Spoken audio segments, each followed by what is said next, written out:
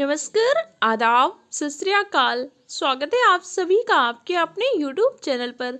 कैसे हैं आप सब? आशा करती हूँ आप सब बहुत अच्छे होंगे और अपनी पढ़ाई को बहुत अच्छे तरीके से कर रहे होंगे, क्योंकि पढ़ाई ही एक ऐसा माध्यम है जिसके द्वारा आप अपने अपने परिवार, अपने माता पिता की ज़िंदगी को बदल सकते हैं। जो पड़ोसी, जो दोस्त, जो रिश्तेदार आपको ताना देते थे ना कि आप कुछ नहीं कर पाओगे, उनको भी कर कर दिखलाना है। इसलिए मेहनत तो करनी पड़ेगी। हमारी प्राचीन भारत इतिहास की क्लास चल रही थी।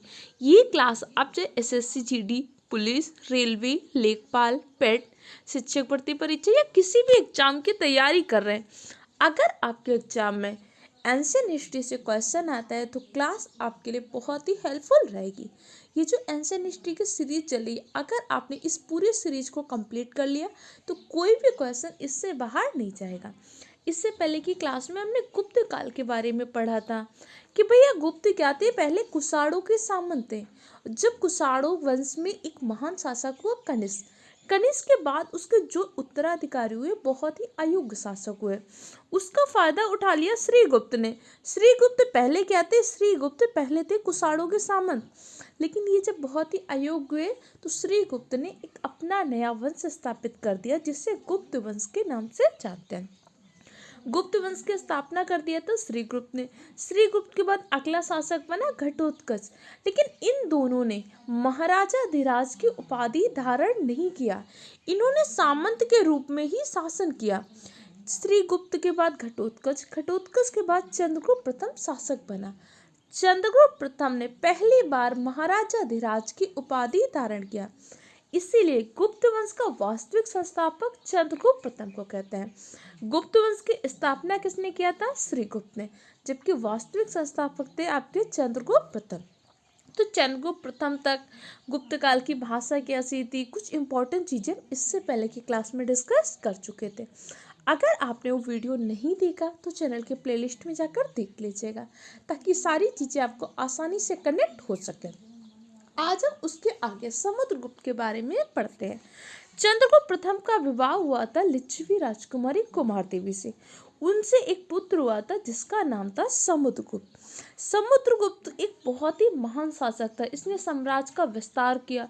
इसने आर्यावर्त और दक्षिणावर्त के क्षेत्रों को भी जीता।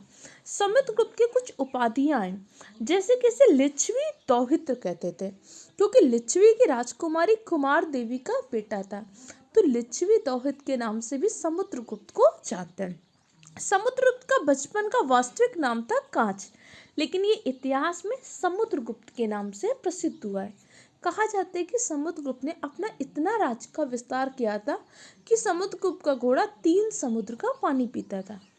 अब 3 समुद्र का पानी पीता है का ऐसा मतलब नहीं है कि सुबह इस समुद्र का पानी पी रहा है, दोपहर में दूसरे समुद्र का पानी पीने जा रहे हैं। नहीं, इसका विस्तार था 3 क्षेत्रों में, कि इसके राज्य के क्षेत्र में इसको 3 समुद्र मिलते थे। समुद्रगुप्त को विंसेंट स्मिथ ने भारत का नेपोलियन भी कहा है। समुद्रगुप्त की नीतियां कैसी थी? आक्रामक थी और विस्तारवादी थी। समुद्रगुप्त ने क्या किया? अपने राज्यों का विस्तार किया। इसने उत्तर भारत के 12 राज्यों को और दक्षिण भारत के 12 राज्यों को जीता था। उत्तर भारत को उस टाइम पे कहते थे आर्यावर्त और दक्षिण भारत को दक्षिणावर्त। उत्तर भारत के 12 राज्यों को जीतकर उसने उन क्षेत्रों को तो क्या कर लिया? अपने साम्राज्य में मिला लिया। लेकिन दक्षिण भारत के जो 12 राज्यों को जीता था उनको अपने साम्राज्य में नहीं मिलाया, बल्कि उन 12 राज्यों को जीतकर पुनः उन्हीं राजाओं को वापस लौटा दिया था। बदले में उनसे क्या लेता था? टैक्स लेता था। समुद्रगुप्त राज्य का विस्तार करता था। समुद्रगुप्त ने आर्यावर्त के 12 क्षेत्रों को और दक्षिणावर्त के 12 क्षेत्रों को जीता था। आर्यावर्त के 12 क्षेत्रों को, जो उत्तर भारत का क्षेत्र था, उसका तो अपने क्षेत्र में मिला लिया, अपने साम्राज्य में मिला लिया था। लेकिन दक्षिण भारत से क्या करता था? सिर्फ और सिर्फ टैक्स वसूलता था। आर्यावर्त के 12 और दक्षिणावर्त के 12 क्षेत्रों को जीता किसने था? समुद्रगुप्त ने। समुद्रगुप्त को लिच्छवी दौहित्र भी कहते हैं। और देखो, समुद्रगुप्त का राज्य का विस्तार बहुत किया। एक बहुत अच्छा इसने युद्ध लड़ा था, बहुत अच्छा कुशल योद्धा था। तो एक लेखक है, इतिहासकार विंसेंट स्मिथ, उन्होंने एक किताब लिखी है early history of India. Early history of India किताब में विंसेंट स्मिथ ने समुद्रगुप्त को भारत का नेपोलियन कहा था। कई बार आपसे क्वेश्चन ऐसे भी पूछता है भारत का नेपोलियन किसको कहते हैं? समुद्रगुप्त को। भारत का नेपोलियन समुद्रगुप्त को किसने कहा था? विंसेंट स्मिथ ने कहा था। विंसेंट स्मिथ की किताब का नाम क्या है? Early history of India Vincent Smith की किताब है। याद रहेगा कि नहीं? इसी के साथ साथ समुद्रगुप्त बहुत अच्छा कवि भी था। इसी के साथ साथ समुद्रगुप्त ने एक सिक्के में स्वयं को बीड़ा बजाते हुए भी दर्शाया है। तो समुद्रगुप्त को कविराज भी कहते थे। समुद्रगुप्त बीड़ा का वादन भी करता था और कुशल योद्धा भी था। तो कई बार क्वेश्चन पूछता है कि समुद्रगुप्त की किताब का नाम क्या है? समुद्रगुप्त ने स्वयं एक किताब भी लिखी थी, कृष्ण चरित्र। कृष्ण चरित्र किताब किसने लिखी थी? समुद्रगुप्त ने लिखी थी। समुद्रगुप्त के दरबार में कवि रहते थे, हरिसेन। हरिसेन क्या थे? समुद्रगुप्त के दरबारी कवि हैं। हरिसेन ने एक प्रशस्ति की रचना किया था, प्रयाग प्रशस्ति। प्रयाग प्रशस्ति की रचना किसने किया था? हरिसेन ने।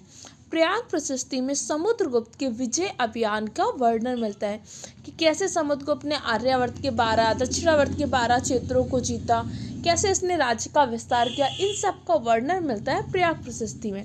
प्रयाग प्रशस्ति आपको मिलती कहाँ पर है? ये आपको प्रयागराज में मिलती है, जिसे पहले इलाहाबाद के नाम से जानते थे, वर्तमान में क्या कर रहे हैं? प्रयागराज के नाम से। प्रयाग स्तंभ लेख में क्या? जहांगीर शासक का वर्णन मिलता है, क्योंकि बाद में इसे कहाँ पे? इलाहाबाद से लेकर गया था। और प्रयाग प्रशस्ति की रचना किसने किया था? प्रयाग प्रशस्ति की रचना किया था हरिसेन ने। तो हरिसेन किसके दरबार में रहता था? हरिसेन रहता था समुद्रगुप्त के दरबार में।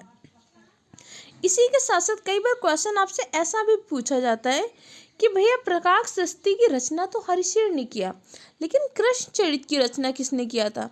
कृष्ण चरित्र की रचना किया था स्वयं समुद्रगुप्त ने।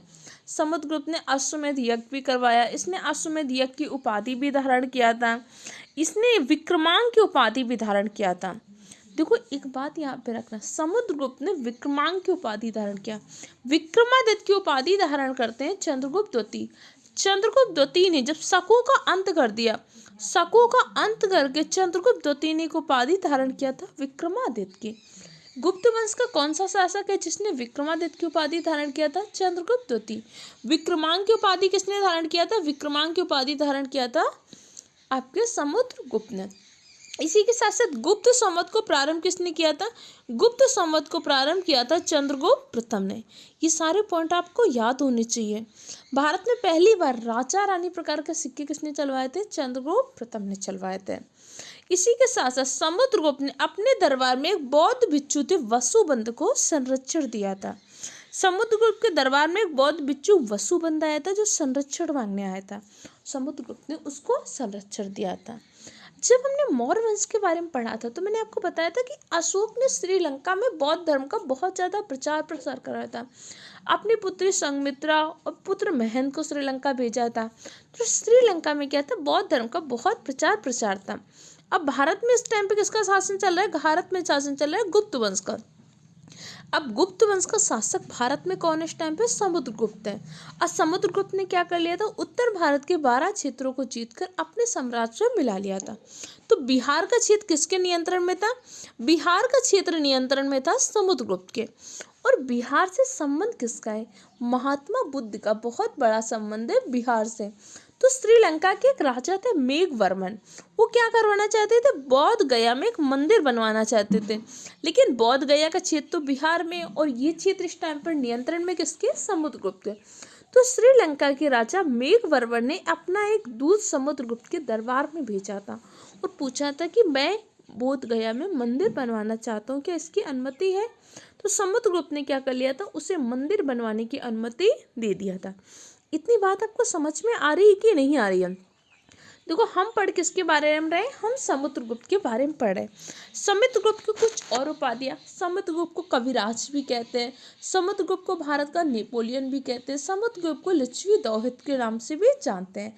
समुद्रगुप्त को भारत का नेपोलियन कहा था विंसेंट स्मिथ ने।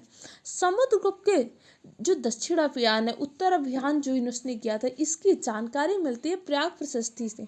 प्रयाग प्रशस्ति की रचना किसने किया था? हरिसेन ने किया था। प्रयाग प्रशस्ति में पहली बार भारतवर्ष शाम का उल्लेख भी मिलता है।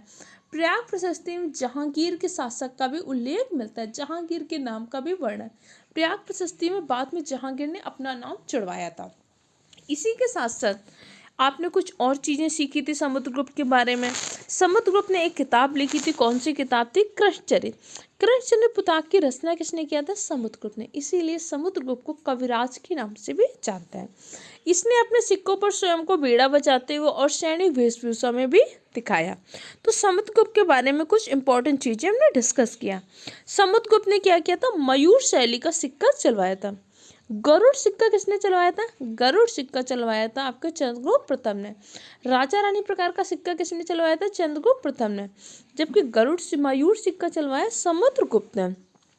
समुद्रगुप्त के बाद अगला शासक बनता है रामगुप्त, जो कि बहुत ही अयोग्य शासक था। रामगुप्त के बाद उन्हीं का छोटा भाई चंद्रगुप्त द्वितीय शासक बनता है।